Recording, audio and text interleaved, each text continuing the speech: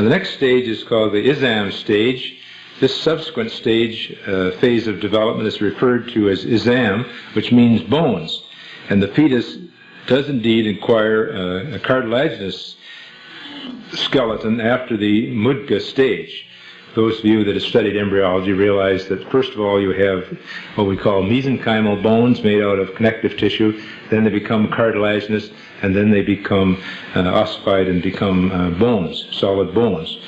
The formation of the bone does not begin uniformly throughout the body. Right?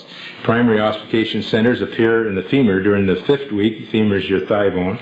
The timing of the Izam phase has been mentioned in the following hadith. And in this hadith says, when 42 nights have passed from the time of the nutfa, that is the time of conception, Allah sends an angel to it who shapes it and makes its ears, eyes, skin, muscles, and bones. In the early part of this phase, the embryo takes on a human appearance, Tazwir ad-Dami, and the hadith describes this with the word shapes. Before the 42nd day, it is difficult to distinguish the human embryo from the embryos of many animals, but at this stage it becomes clearly distinguishable in its appearance.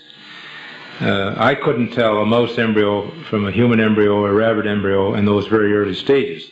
So as this hadith is making clear, is that after this 40th day, when the angel sends an angel to it, which shapes it and so on, that it takes on its human characteristics. Is that after this 40th day, when the angel sends an angel to it, which shapes it and so on, that it takes on its human characteristics.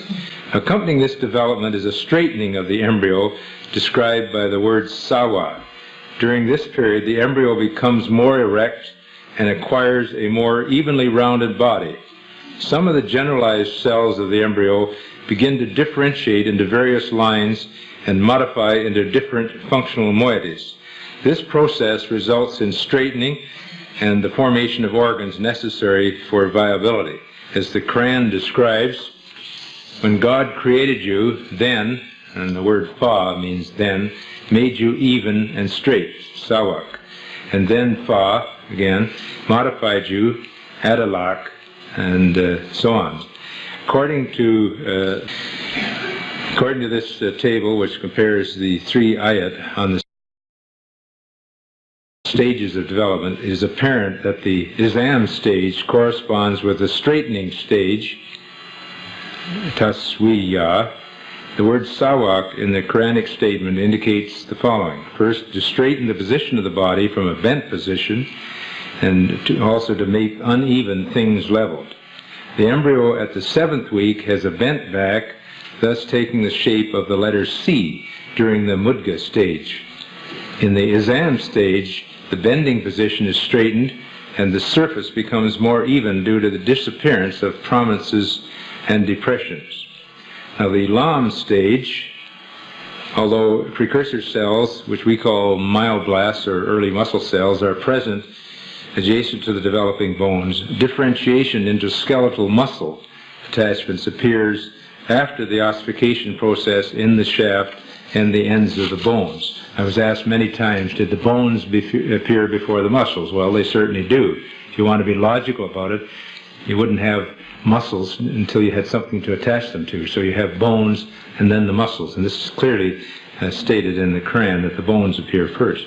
A major developmental landmark during the 8th week is the Lam stage, which describes the myogenesis, that is the formation of muscles, which marks the development of the definitive muscles in the trunk and the limbs and the beginning of movement.